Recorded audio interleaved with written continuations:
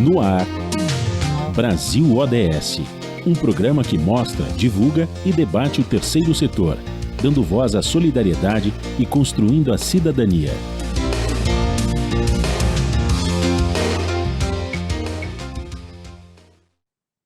Olá, bom dia, eu sou Joel Scali e começa agora o Brasil ODS, um programa do Observatório do Terceiro Setor com apoio da FAPESP, a Fundação de Amparo à Pesquisa do Estado de São Paulo.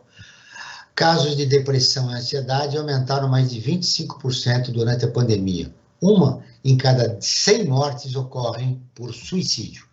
Para falar sobre Setembro Amarelo, participa do programa o Rodrigo Martins Leite, que é médico do Instituto de Psiquiatria do Hospital das Clínicas da Faculdade de Medicina da Universidade de São Paulo. Ele também é coordenador do Ambulatório Social e Cultural do Instituto de Psiquiatria da USP. Bom dia, Rodrigo, seja muito bem-vindo ao nosso programa. Bom dia, obrigado, Joel, obrigado, Franklin. A apresentação do programa é de Frank Valverde, que também trará os destaques do site do Observatório do Terceiro Setor. Você vai conferir as notícias do mundo com Maíra Lopes, da Rádio ONU, direto de Nova York. Bom dia, Franklin. Bom dia, Joel, bom dia, Rodrigo, bom dia a você que está em sintonia aqui com o Brasil ODS na Rádio Brasil Atual. Muito bem, Franklin, qual é o destaque da semana? Antes de falar do destaque, eu queria dizer que o nosso programa de hoje, né, que nós tratamos dos Objetivos do Desenvolvimento Sustentável, ele trata do objetivo número 3, né, que é a saúde e bem-estar. E ele diz que deve-se assegurar uma vida saudável e promover o bem-estar para todos e todas em todas as idades. E também dizendo que os Objetivos do Desenvolvimento Sustentável, conhecidos como ODS, né, são parte da Agenda 2030 da ONU, né, que busca um pacto global por um mundo mais justo e mais sustentável, Joel e ouvintes. O destaque da semana, eu acho que ainda continua repercutindo, o veto que o ministro do Supremo Tribunal, o Luiz Roberto Barroso, deu ao piso salarial da enfermagem, né? O piso salarial da enfermagem, ele mudou para R$ 4.750, aprovado pela Câmara, né, tanto pela Câmara de Vereadores como pelo Senado, né, pelo Congresso Nacional, e também foi sancionado pelo presidente Bolsonaro. No entanto, ele o ministro Barroso atendeu um pedido da Confederação Nacional de Saúde, de Hospitais e de Estabelecimentos de Saúde, para que fosse vetado, porque, segundo a Confederação, os hospitais não vão ter condições de pagar esse salário, vão ter que dispensar muitos profissionais da saúde e, inclusive, cortar alguns leitos, né? Agora, é uma situação dramática, né? Porque esses profissionais trabalharam como poucos nessa época de pandemia, né? Continuam trabalhando, né? Já trabalhavam antes da pandemia, redobraram o trabalho, e realmente um reconhecimento merecido ao trabalho que eles estão desenvolvendo, né? Segundo o ministro Barroso, deu 60 dias de prazo para que se discuta e que se mostre que há viabilidade para se pagar esse piso salarial, né? Agora, fica a questão, né, Joel? Isso não foi do nada, isso foi discutido com bastante anterioridade, bastante antelação. Por que isso não foi discutido antes? Por que não se resolveu tudo isso antes? Agora, na hora de pagar, resolve suspender? É muito estranho, né, que isso seja feito agora, né? Porque isso poderia ter sido discutido antes, né? É verdade? Já que eles pediram que não podem pagar um aumento, o que eles podem pagar? Existe uma proposta para esses profissionais? Exatamente. Como você disse, trabalharam muito durante a pandemia.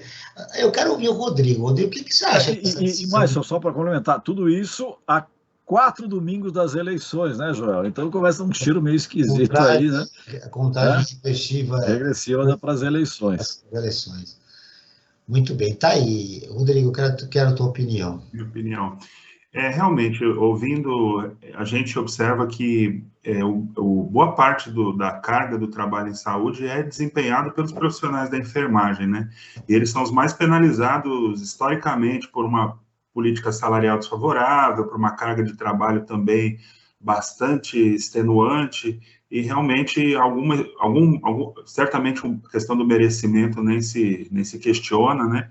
E eles de fato precisam de um olhar mais atento, né? Inclusive estão adoecendo do ponto de vista da saúde mental também, né?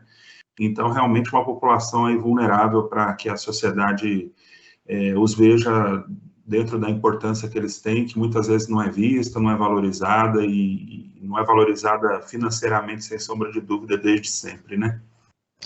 Segundo a Organização Mundial da Saúde, depressão e ansiedade aumentaram mais de 25% durante a pandemia. Em 2019, 1 em cada 100 mortes ocorreram por suicídio.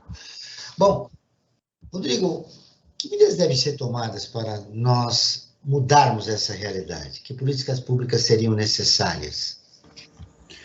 Bom, Joel, na verdade, o suicídio ele é um fenômeno social bastante complexo, né? Ele se situa dentro do escopo da saúde mental, mas ele espraia para outras políticas públicas, por exemplo, a política econômica, a política de geração de emprego, de geração de renda, né? Sabemos aí a contribuição da crise econômica, da situação financeira difícil que muitas pessoas podem apresentar, como um fator de risco para suicídio, né? Pessoas que tiveram perdas financeiras aí vultuosas, né? É uma coisa que a gente sempre traz para a discussão, porque isso tende a ficar de lado, né? A gente acaba focando muito na questão da depressão, da ansiedade, né? Então, de fato, uma política que conseguisse ser efetiva teria que contemplar aí uma interface de políticas públicas, né, da saúde com essas políticas, com a assistência social, com a educação, com a segurança pública, né? Aí, de fato, estaríamos falando de um modelo realmente robusto para enfrentar essa tendência de aumento no Brasil, que, com a pandemia e todo o cenário que nós vivemos, tende a aumentar vertiginosamente ao longo do tempo, né? Em relação à faixa etária de jovens a 29 anos, o suicídio foi a quarta causa de morte, depois de acidente de trânsito, tuberculose e violência interpessoal. Bom, no caso dos jovens de 15 a 29 anos, que tipo de tratamento preventivo é possível dar para essa faixa etária, Rodrigo? Eu acredito que aí a gente entra, né, na questão da interface das políticas públicas, o papel da educação, né, na abordagem dessa população, né, porque é uma população que fica mais em contato com a política da educação do que com a saúde, né. Então, a saúde mental precisa, de alguma forma, penetrar nos espaços da educação e promover ações de prevenção, né, ações relacionadas à educação emocional, a gerenciamento do estresse, enfim, né? Parece utópico falando isso, mas existem intervenções bastante simples e de custo praticamente nulo que poderiam ser implementadas no ambiente escolar e poderiam contribuir para a redução dessas taxas de morte por suicídio nessa faixa etária que vem aumentando, né? E o suicídio de um jovem, de um adolescente, choca muito a opinião pública e é uma perda social muito grande, né? De anos potenciais de uma vida produtiva, né? Então, existe a prevenção e existe o tratamento também, né? Acho que os pais e os professores têm um papel importante na detecção de adolescentes que estejam numa situação de sofrimento mental maior, que nitidamente precisam de ajuda e ter um protagonismo nisso, né? Favorecer que essa pessoa procure assistência, seja no âmbito público ou no privado, né? Depender da situação. Você falou que a educação é um fator importante que deve ser incluído nessa discussão para se resolver esse problema. Então, a ideia de uma equipe multidisciplinar atendendo esses jovens seria o ideal, né? Sem dúvida, e que os professores também, eles tivessem uma capacitação continuada, de forma que eles pudessem lidar com esses aspectos emocionais que muitas vezes isso acaba ficando num segundo plano, e isso agora tem explodido, né? A demanda por saúde mental da infância e adolescência, nesse contexto de pandemia, é uma subpandemia que vem se demonstrando para a gente, né? Não dá para fugir dessa realidade, né? De que a saúde mental dessa população não está bem, não vai bem, né? Então, eu acho que, além da equipe multiprofissional, a educação também dispor de ferramentas, aí, de instrumentais para lidar com esse problema que é crescente. Mas, falando em problema, o problema é que esses profissionais não estão capacitados, né, para dar esse atendimento. Exato. Seria é necessário um olhar para capacitá-los, justamente, né? Porque senão a gente vive uma situação também de escassez de profissionais de saúde mental, né? Se a gente contar somente com os profissionais de saúde mental, pode ser que a gente não tenha tempo hábil para fazer estratégias de prevenção com um alcance populacional maior, né? Uma representatividade maior, né? Então, realmente, acho que a gente estava falando da enfermagem, né? Outros profissionais que também padecem dessa questão é a educação, sem sombra de dúvida, né? E que um olhar mais atento, né, em termos de investimento, deveria ser feito, além de todas as questões históricas da educação, um olhar voltado para alguma instrumentalização em saúde mental nas escolas também. Os jovens que se matam são, na sua maioria, da população de baixa renda, alta ou média, Rodrigo? Baixa renda, sem sombra de dúvida. Existe uma contribuição aí dos fatores sociais muito importante no suicídio, né? Os suicídios são mais cometidos, já que lidamos, né, com um país com uma desigualdade muito grande, a massa de pessoas que morrem por suicídio, na maioria, são pessoas de baixa renda, que vivem nas periferias ou nas cidades, nos pequenos municípios do país, só que é uma demanda invisível, né? A gente acaba ficando sabendo dos casos de suicídio mais notórios. São subnotificados os casos? Existe uma subnotificação histórica, né, calculada em torno de 20%, né? Existe um gap aí na notificação de mortes por suicídio, e a pandemia, de uma certa forma, agravou isso, né, porque houve um colapso dos sistemas de notificação, de informação em saúde aí, né, agora as coisas estão melhorando nesse ponto, mas, de qualquer forma, existe uma tendência à subnotificação, e muitas vezes a gente observa até que familiares não querem que isso conste na declaração de óbito, para evitar estigmatização, enfim, é um tema muito doloroso para muitas pessoas, né? Então, tem uma série de componentes que contribuem para que a gente lide com subestimativas do problema, né? Eu imaginava superado esse preconceito em relação ao suicídio. Durou muitos anos, né, Frank Valverde, esse suicídio. Por exemplo, nos anos 60, Rodrigo, a imprensa era aconselhada a não divulgar uma pessoa que se suicidou, sim a morte, mas não o motivo. E esse preconceito permanece na sociedade ainda. Sem dúvida. Agora, tem uma questão, Joel, até acho que é importante, você falou da imprensa, né? Qual que era a justificativa para ela fazer isso? É que se dizia, isso se constatava, inclusive, nas redações de jornais, que a partir do momento que se divulgava uma morte por suicídio, era seguido era seguido de outros suicídios logo em seguida. Então, foi um acordo meio tácito, entre nada era escrito nem nada, mas as redações tinham, digamos assim, um certo cuidado em noticiar, né? A não ser que fosse fundamental, se a pessoa deixou uma carta, alguma coisa que fosse fundamental ser divulgada, aí era dito, né? Caso contrário, se evitava dizer, ou informar que a causa morte tinha sido. Até essa coisa de pessoa caiu do 10º andar, caiu. Na verdade, não caiu, ela se jogou, mas para evitar esse tipo de coisa, o pessoal dava uma maneirada nessa informação para não ter uma onda de suicídios, né? Enfim, eu até acho que o Rodrigo poderia até dizer se isso realmente é fato, né, que a partir de uma onda de divulgação acaba surgindo outros também, seguem o mesmo caminho. Bom, Rodrigo, eu quero saber de você agora. É importante divulgar ou é melhor? Sem dúvida, aqui acho que vocês estão pegando num ponto bastante importante, né? Existe o efeito Werther, né, que foi descrito quando o Goethe lançou Os Sofrimentos do Jovem Werther, ali no século XVIII, e o personagem central se suicidava, não, personagem romântico, isso gerou uma epidemia de suicídios na Europa, né? Gerou um contágio do suicídio, né? Então, desde sempre, na verdade, né, existe até um manual da Organização Mundial da Saúde sobre recomendação de boas práticas jornalísticas ao lidar com o tema do suicídio, né? O que a gente sabe hoje, né? Que, de fato, pessoas que têm uma notoriedade pública, né? Pessoas famosos, etc., realmente é necessário um cuidado na forma como veicular, principalmente evitando podemos falar que a pessoa se suicidou, mas não descrevendo métodos, os meios que a pessoa utilizou, né?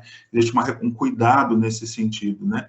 Mas falar do tema suicídio de uma forma mais geral, mais genérica, como a gente está falando aqui, se prova eficaz para justamente desmistificar o tema, para mobilizar a sociedade para ficar alerta em relação a esse assunto, né, e que as pessoas que se sintam nesse grau de sofrimento e angústia possam procurar ajuda sem se sentirem estigmatizadas ou se sentirem aí tolhidas desse direito de procurar assistência, né.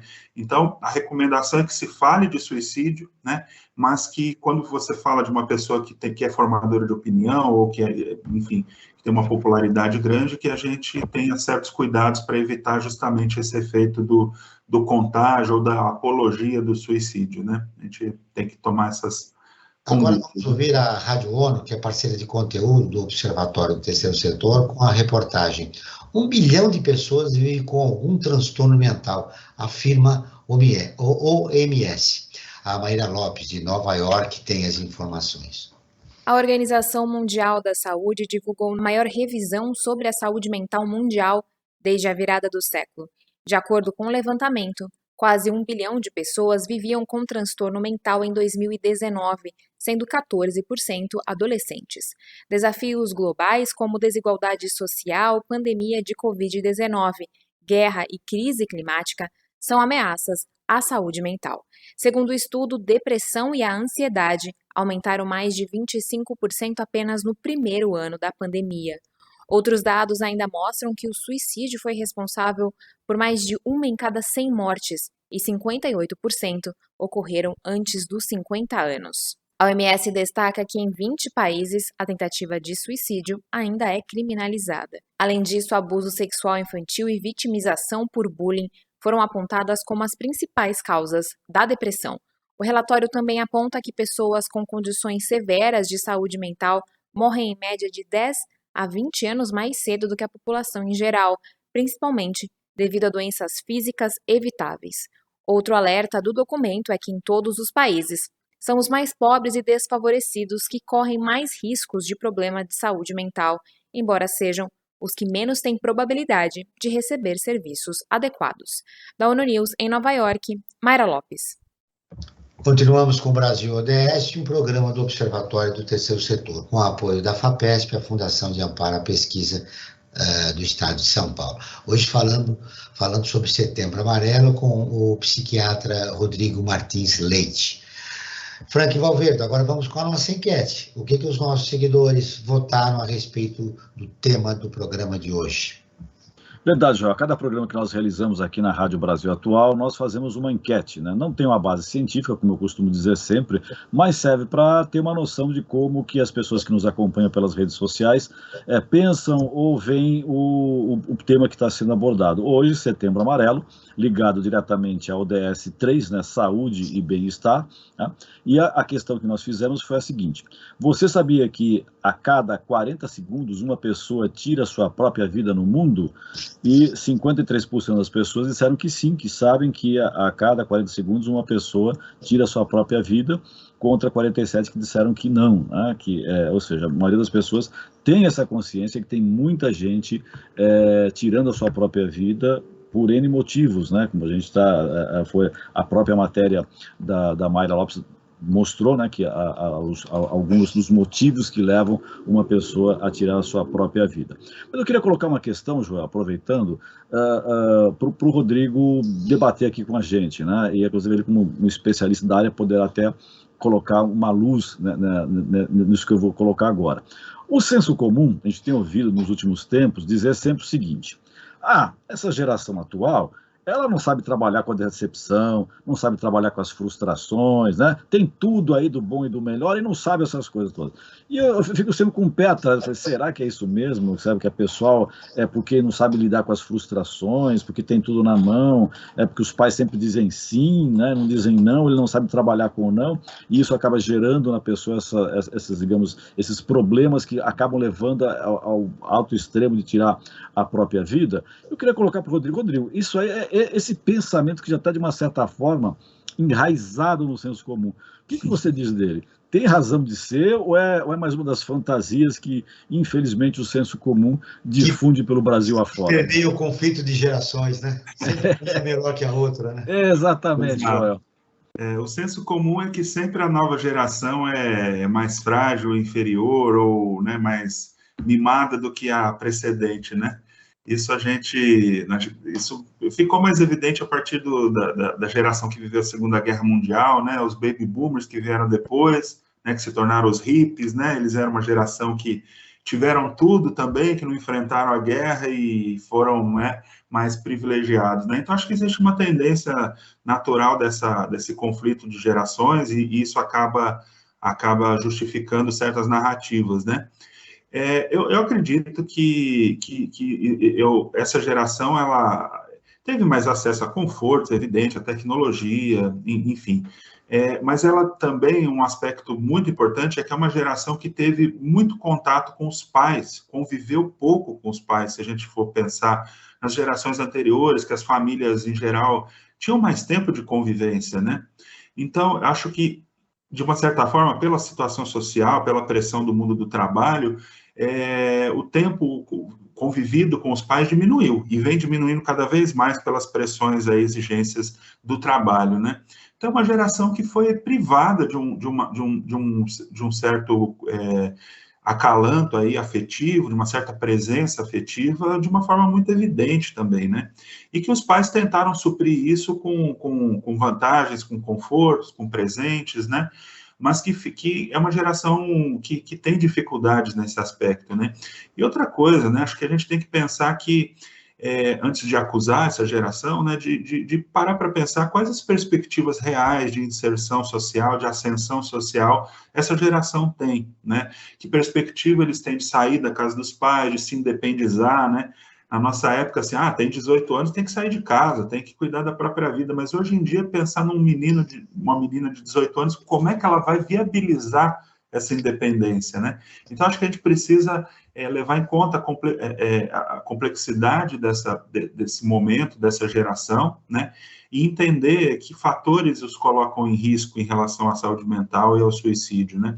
Ter um olhar menos crítico, né?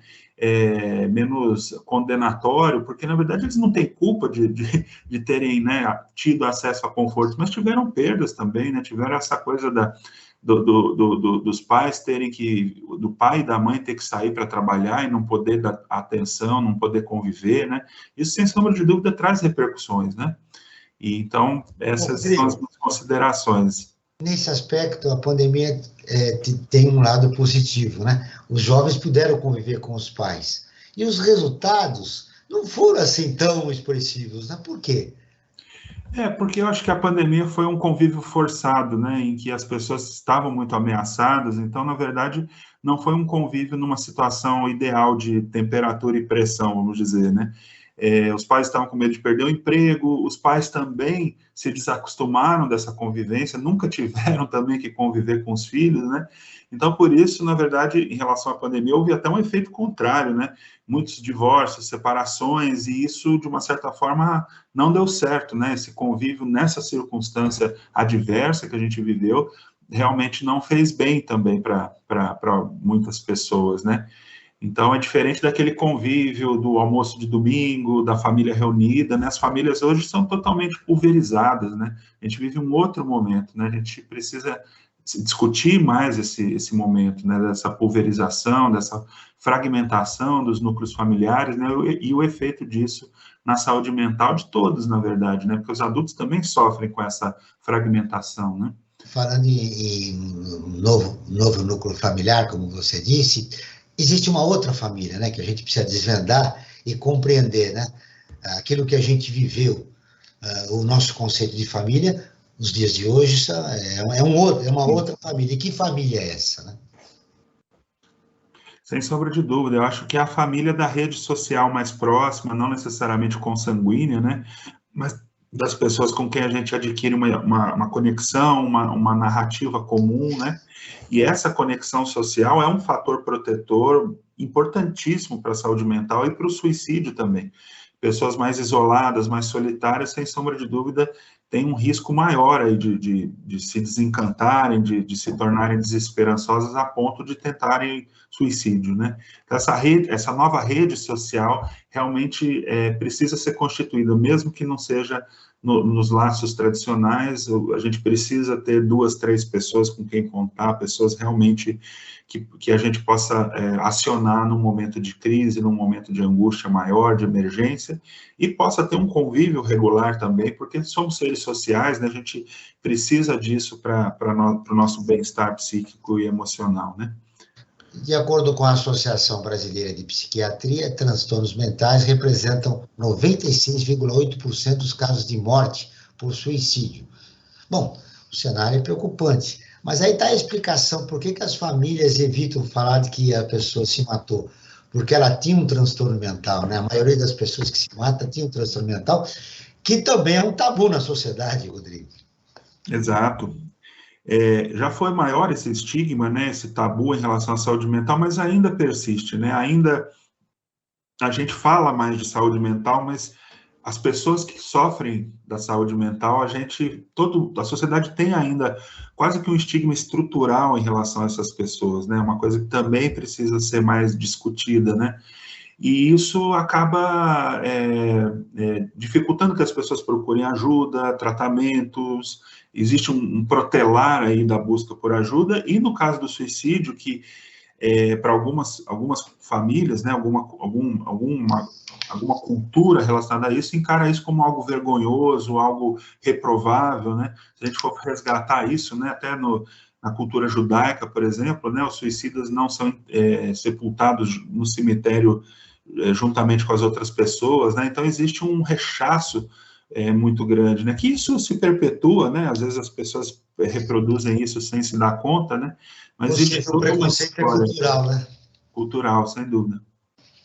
Rodrigo, você mencionou numa resposta anterior as redes sociais. Você passou e gostaria de agora conversar com você sobre as redes sociais. Há algum tempo, antes da pandemia, existia até espaços na rede social para estimular os jovens a se suicidar. Se não me engano, a baleia, né? Uma coisa desse tipo. Hoje, a baleia azul, né? A baleia azul, obrigado, Franklin. A baleia azul. Vários jovens se suicidaram, sendo estimulados e passando sua experiência para outros jovens. Como é que você vê as redes sociais no contexto da saúde mental do jovem? Eu costumo advogar pelo seguinte: eu acho que as redes sociais elas têm um potencial benéfico para a saúde mental que, infelizmente, ainda não é explorado, né? Vira e mexe, né? Surgem essas situações de perigosas, né, para os jovens, e vão continuar surgindo, né? E não existe um controle social disso efetivo, enfim, né? Isso se impregnou na cultura, vamos dizer, né? E muito das redes sociais que os jovens acessam, a gente já não tem familiaridade, né? Por exemplo, minha geração parou no Facebook, o Instagram já é uma inovação muito grande, né? Agora, lidar com o TikTok, por exemplo, a gente já não tem familiaridade, identidade com aquela forma de informação, de veiculação de conteúdos. Aquilo ali para a gente já é estranho, né? E o jovem está imerso nessas novas propostas de mídia social, né? Então, acho que as mídias sociais têm uma responsabilidade social e ética muito grande nesse aspecto, né? Eles têm a ferramenta na mão, né? A tecnologia, os algoritmos, a inteligência artificial. Isso poderia redundar num programa de saúde mental, de atuar positivamente, né? E não negativamente, né? Então, eu acho que existe um potencial inexplorado, existe uma baixa sensibilização tanto dos grandes corporativos da mídia social, quanto dos produtores de conteúdo também, né? Influenciadores, né? Influenciadores, existe uma irresponsabilidade nesse aspecto, e a gente tem uma potencialidade de geração de saúde mental através das mídias sociais que é incalculável. Mas isso também a gente acaba vendo o lado ruim, né? Mas tem um lado potencial de transformação que é muito promissor, né? Que precisa ser pensado. Como você disse, a gente aposta no lado ruim. Como fica esse clima de ódio que nós temos no país atualmente para a saúde mental do jovem? Sem dúvida, né? Acho que isso, o Durkheim, né, que foi o primeiro pensador que falou sobre o suicídio, escreveu sobre o suicídio, né? O marco fundador da suicidologia vem da sociologia, né? Foi o grande primeiro pensador dessa questão, né? Ele falava que momentos de maior tensão social, de crise social, de ruptura de laços sociais, são momentos particularmente mais propícios, mais perigosos para o suicídio, né? Então, realmente, esse clima de crise política que a gente tem vivido nos últimos anos, sem dúvida, a gente viveu, né, até no nível pessoal, rupturas, né, com pessoas próximas, com familiares até, né, então, mais um fator aí de fragmentação, né, que a gente vive, né, a crise política como um motor disso, né. E para o jovem, isso sem dúvida ecoa, né, em maior ou menor grau, somado a todos os outros elementos que a gente trouxe aqui, né, e, sem dúvida, acho que a gente vai precisar observar o efeito disso ao longo dos próximos anos, né? Talvez ainda não tenha uma repercussão aguda disso, né? Mas a gente vai ter que observar como esse clima de crise política, de violência política, que né, os pensadores tendem a considerar que isso vai se acentuar ao longo desse século, né? Como é que isso vai repercutir, que ele repercute na nossa saúde mental de uma forma global, isso acho que já está posto, né? Acho que essa falta de esperança, né, que isso é um sintoma social que acaba nos vulnerabilizando bastante, né, mas eu acho que ainda cabem estudos, análises mais pormenorizadas desse fenômeno macro, né, que acaba influenciando na vida individual e na saúde mental de cada pessoa, né, e a gente percebe que isso influencia, mas a gente precisa de mais subsídios aí acadêmicos, de pesquisa científica para validar isso de uma forma mais consistente, né? Aí entra a questão, né, do incentivo à pesquisa científica no Brasil, né, do investimento na pesquisa científica nas universidades, né, que também é outro ponto de atenção aí nesse momento, né? Você está acompanhando o Brasil ODS, um programa do Observatório do Terceiro Setor, com o apoio da FAPESP, a Fundação de Amparo à Pesquisa do Estado de São Paulo. Hoje falando sobre Setembro Amarelo com o psiquiatra Rodrigo Martins Leite. Você quer ficar informado sobre projetos, causas sociais e direitos humanos? Siga as dicas do Franklin Valverde. Exatamente, siga o Observatório Terceiro Setor nas redes sociais e acompanhe informações do Brasil e do mundo. No Insta, você acessa por @Observatório 3 Setor. No facebook.com/Observatório 3 Setor. Nos dois casos, tanto do Instagram como do Facebook, esse 3 é em numeral. E você pode acompanhar nossos programas de rádio pelo canal do Observatório, que eles estão lá disponíveis. Lá você encontra também entrevistas e quadros como Você Sabia e Você Conhece, que mostram aspectos ignorados da história e refletem sobre a nossa sociedade. Basta você buscar por Observatório 3 Setor, o 3 sempre em numeral. E, Rodrigo, você falou sobre as redes sociais, né? E falando sobre as redes sociais, eu pensei o seguinte também, nós temos os meios de comunicação, né? Hoje, já, né, com o crescimento das redes sociais, a gente pode falar nos meios de comunicação tradicionais, né? Quer dizer, não é uma coisa ainda muito definida teoricamente, tal como os tradicionais e as redes, enfim. Mas eles estão aí e muito do conteúdo que eles produzem, né, é reproduzido por essas redes sociais também. Sejam as que nós participamos aí, o Face, o Instagram, enfim, o TikTok e outras novas que estão por aí até menos cotadas, né? Agora, qual que é o papel que os grandes meios de comunicação deveriam ter nessa situação, nesse trabalho de orientação e, pode-se dizer, até de combate à questão do suicídio? Como é que você vê isso? Qual que é as possibilidades que essas grandes empresas, esses grandes conglomerados, eles têm para poder auxiliar nessa transformação com relação à questão do suicídio? Sem dúvida nenhuma, né? Acho que o papel das mídias ditas tradicionais, né, clássicas, né, não sei o melhor termo, é importantíssimo ainda, né? Tem um alcance populacional, social muito relevante, né? Muito importantíssimo sempre, né? E eu acredito que, quando a gente fala de suicídio, eu acho que a gente tem que expandir o tema para a questão da vulnerabilidade social, né? estratégias focadas somente do tipo, busque tratamento, converse com o psiquiatra mais próximo ou psicólogo mais próximo, isso tem um alcance muito pequeno, até porque, como eu mencionei, existe uma escassez relativa de profissionais, né? Frente ao tamanho da população, somos poucos, né? Então, de fato, eu acho que num nível mais macro, abordar, por exemplo, o fato de que os homens morrem mais por suicídio, né? Então, Que, Rodrigo? uma série de conjecturas aí, né? Os homens se matam em torno de 4 a 5 vezes mais do que as mulheres, né? Eu acho que existe uma questão de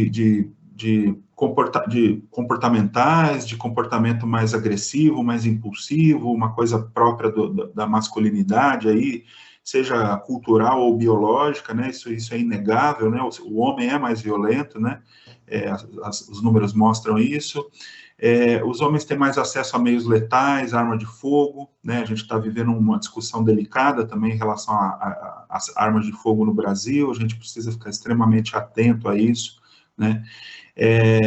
Então, o homem seria uma população alvo, é uma população vulnerável nesse aspecto, né? Por mais paradoxal que possa parecer para o senso comum, mas existem N explicações para isso, né? Então, uma sensibilização de que, olha, a saúde do homem não é só o Novembro Azul, né? Porque quando fala saúde do homem, a gente lembra de próstata, né? Mas a gente poderia lembrar de saúde mental e suicídio, né? Questões relativas ao uso do álcool também, a gente sabe que o álcool é a droga mais difundida, né? E é a droga que culturalmente a gente mais é permissivo em relação a ela, né? E a gente sabe que muitas tentativas de suicídio são turbinadas, são aceleradas pelo uso de álcool e outras drogas, né? Então, um olhar voltado também às substâncias, né? Ao álcool, né? A gente vive um fetiche do crack, mas a gente esquece que o álcool é a maior droga em termos de impacto na saúde pública do Brasil e de todos os países, na verdade, né? E, então, acho que uma posição mais ousada, talvez, até em relação ao álcool, e também de discutir essa questão da saúde mental do homem, possam ser princípios aí, né, de uma sensibilização mais global, né, de uma atuação em populações mais vulneráveis também, né? Eu acho que tudo isso passa pela produção de conteúdos, né? Eu acho que um conteúdo assessorado por profissionais de saúde mental, consultorias, eu acho que tende a qualificar a transmissão dessa informação e o alcance dessa informação, né? Acho que essa parceria entre a saúde e a mídia é vital quando a gente fala de qualquer estratégia de prevenção populacional com alcance em saúde pública, né? E o suicídio entra nisso também. Rodrigo, voltando à questão do suicídio, geralmente quando acontece uma família, nossa, ele levava uma vida tão normal, não apresentou nem nada, de repente ele se mata. Quais são as fases que levam a pessoa a se suicidar? Sem dúvida, acho que aparece muito na mídia, né, pessoas sorridentes né, o que choca é a pessoa sorridente, né, interagindo numa situação aparentemente feliz e ela se suicida, né? Isso causa um estranhamento, causa uma perplexidade muito grande, né? Como eu disse, muitas vezes a gente não consegue detectar, né? Eu acho que esse é a grande angústia, né, quando a gente fala de suicídio. Muitas vezes as pessoas não estão grosseiramente alteradas ou evidentemente deprimidas, né? Quando as pessoas estão evidentemente deprimidas, é muito fácil de perceber, né? A pessoa parou de trabalhar, parou de estudar, não falaram, está inacessível, opa, alerta vermelho, né? Mas não é a regra isso, né? Eu acho que a gente raciocinar sobre a perspectiva de uma matriz de risco, né? De uma somatória de elementos, tanto sociais, econômicos e de saúde, permite que a gente enxergue as pessoas de uma outra forma, né? Não necessariamente elas precisam estar bem ou mal emocionalmente naquele momento, mas se a gente observa um caso hipotético de um homem em torno aí dos seus 40 anos, que foi demitido, se separou, tem abusado de álcool, fazia um tratamento para depressão, então a gente tem aí uma sobreposição de elementos que devem aumentar a nossa vigilância, né? Devem falar, olha, vamos ficar mais atento a essa pessoa, né? Ela não precisa dar mais nenhum sinal de que algo não está bem, ela tem aí uma matriz, uma somatória de fatores de risco que já deveriam acender o alerta social e das políticas públicas em relação a esse perfil, por exemplo, né? E N perfis são possíveis, né? Acho que essa sobreposição de fatores de risco que é realmente o que vai permitir que a gente atue de uma forma mais preventiva, de fato, né? Não espere a situação se agravar a ponto da pessoa tentar suicídio ou de fato, consumar o suicídio, né?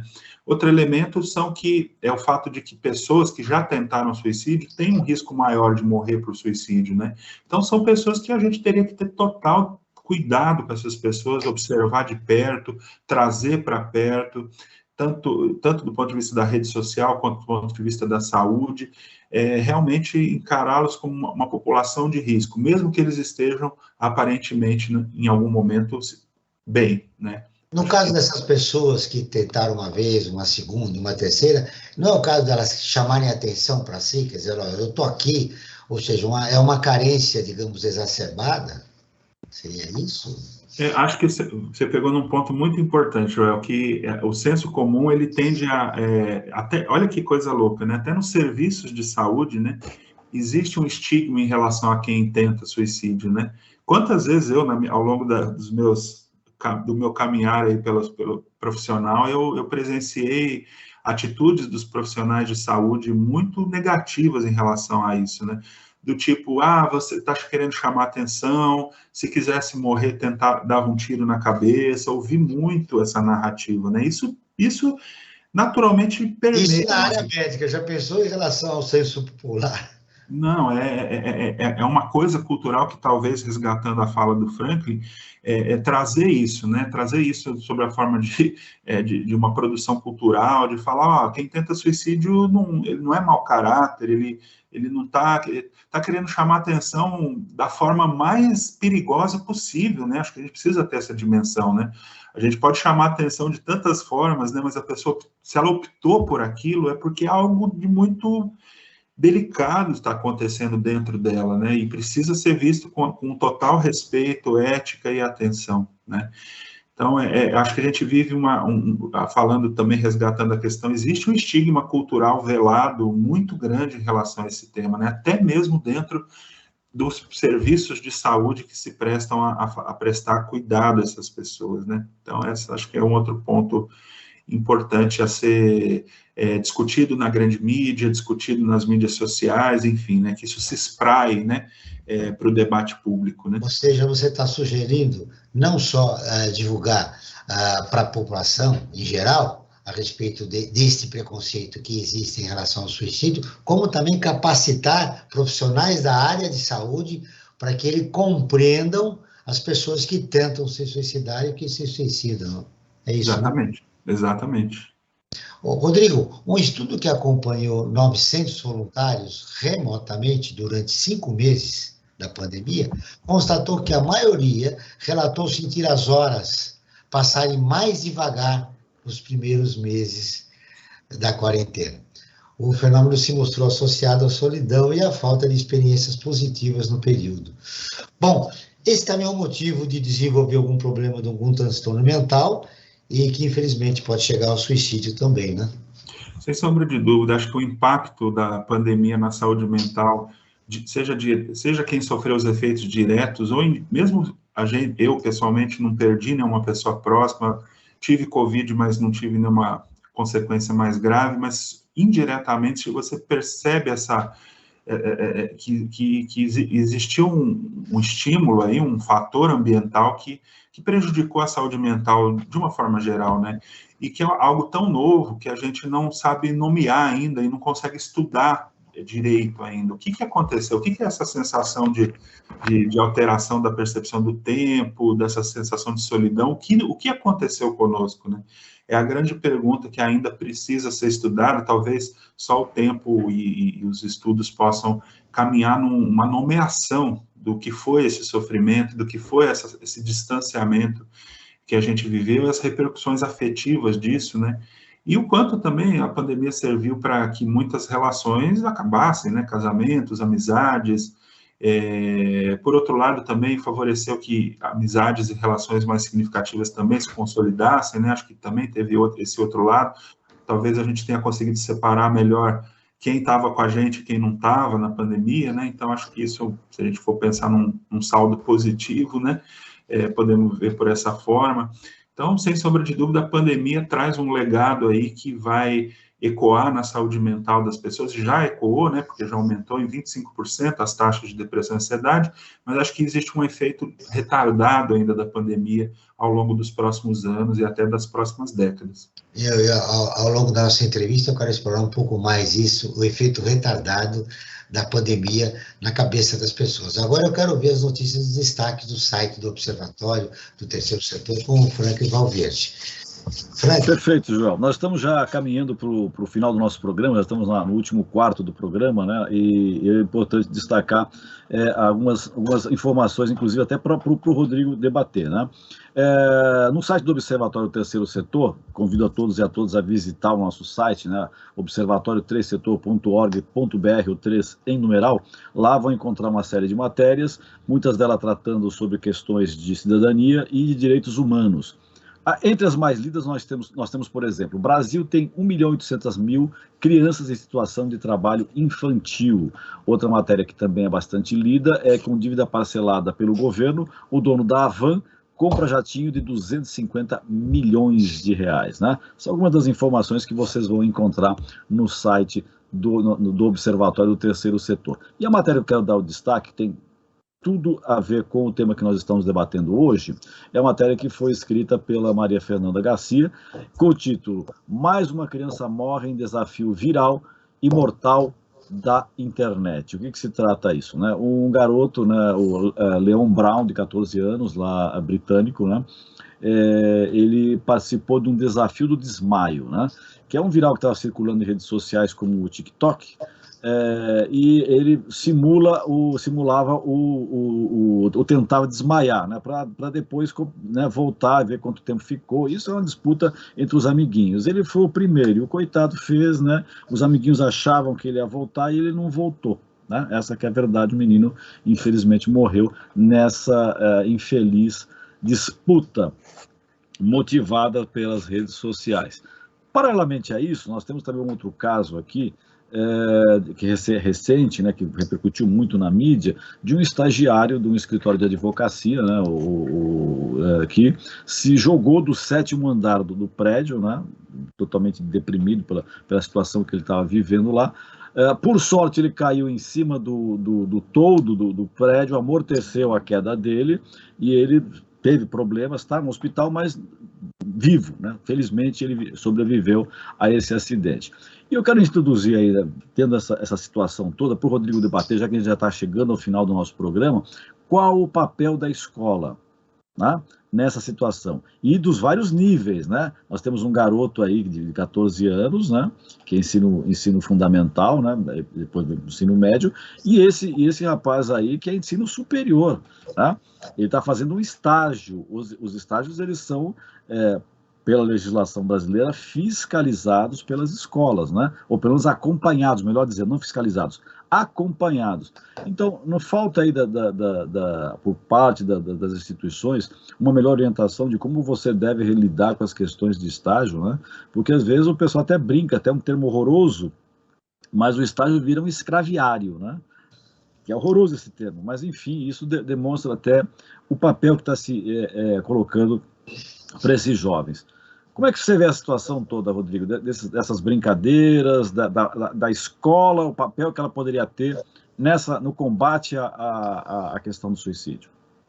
Excelente, Franklin. Isso aí, acho que coroa aí a nossa discussão de hoje, né? Eu acredito que, como a gente conversou, acho que a saúde mental, ela precisa penetrar, ela precisa capilarizar para os ambientes de educação, né? Tanto no nível do ensino fundamental, quanto no nível universitário também, né?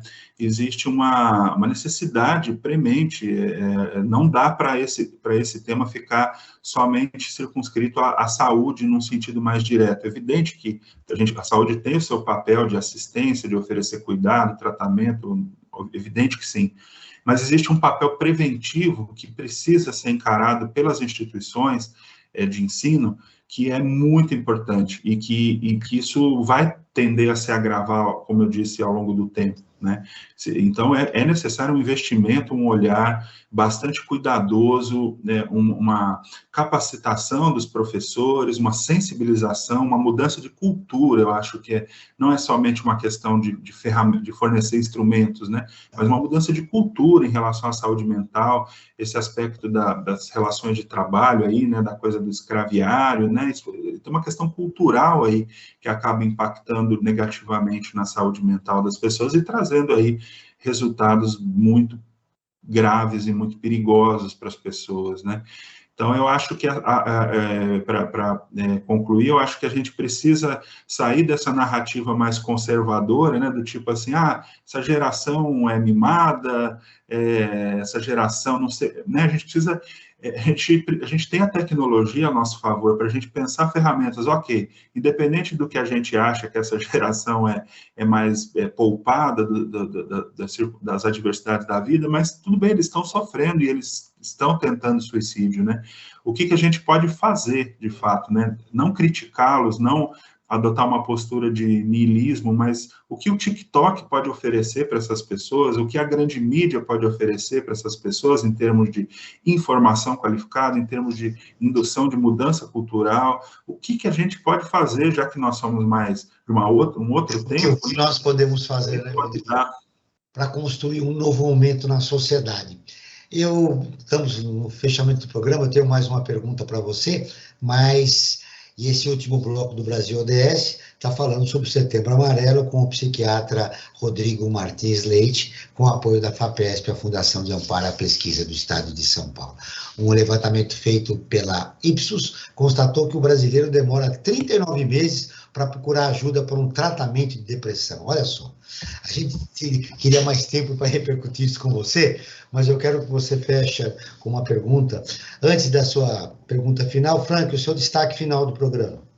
Acho que o Rodrigo ele tratou muito bem o tema, eu acho que ajudou bastante as pessoas a terem uma concepção melhor e mais clara do que vem a ser o suicídio. Eu acho que nas últimas falas dele, ele colocou uma coisa fundamental. A gente tem que começar a trabalhar essa questão como uma questão cultural. Tá? Acho que isso aí não está nos outros, está na gente mesmo. A gente precisa começar a olhar essa questão de uma forma diferente e tratar isso de uma forma um pouco mais humana. É isso, humana. Mais humana, não tem como, porque isso aí às vezes você não pode... isso é bobagem, isso é... Não. Pense, comece a olhar com um olhar um pouco mais atento e um pouco mais humanizado essas questões de depressão, de dificuldades que a pessoa possa ter no seu dia a dia, e isso afetando diretamente a sua saúde mental. Mais humano e consciente, né? Perfeitamente. Olha, Rodrigo, a pandemia trouxe o fim de alguns afetos, trouxe mais ansiedade, mais depressão. Rapidamente, eu gostaria que você fechasse o programa dando sugestões e dicas para as pessoas que terão que se reinventar para um novo momento no pós-pandemia. Primeira dica seria resgate uma rede social próxima que seja suportiva, que ofereça acolhimento, que fortaleça aí os momentos mais delicados, de mais vulnerabilidade, né? Ou seja, não se isolem, né? A gente vive um momento de exacerbação do individualismo, eu acho que isso acaba nos fragilizando muito, né? Isso precisa ser resgatado, né, como um fator protetor. Medidas de saúde, de cuidados de saúde geral, mudança de hábitos em relação à atividade física, alimentação, lazer, né, o lazer que anda tão raro com trabalho remoto, né, o trabalho acabou penetrando na nossa vida de uma forma muito maciça, né, mais do que o habitual, então acho que cuidar disso é um elemento bastante importante, e buscar ajuda, buscar algum nível de apoio profissional se sentirem que o sofrimento mental está muito intenso, muito avassalador, e que isso pode, que não vale a pena perder tempo nessa busca. O Brasil ODS, um programa do Observatório do Terceiro Setor, com o apoio da FAPESP, a Fundação de Amparo à Pesquisa do Estado de São Paulo, está terminando. Eu agradeço a presença de Rodrigo Martins Leite, médico do Instituto de Psiquiatria do Hospital das Clínicas da Faculdade de Medicina da Universidade de São Paulo. Esse programa foi produzido pela equipe do Observatório do Terceiro Setor. Na próxima terça-feira, às 9 horas, acompanhe nosso programa Perspectiva, sempre com assuntos importantes da realidade. E ficamos por aqui, sempre na luta por uma sociedade mais justa, solidária, sustentável e tolerante. Até o próximo programa.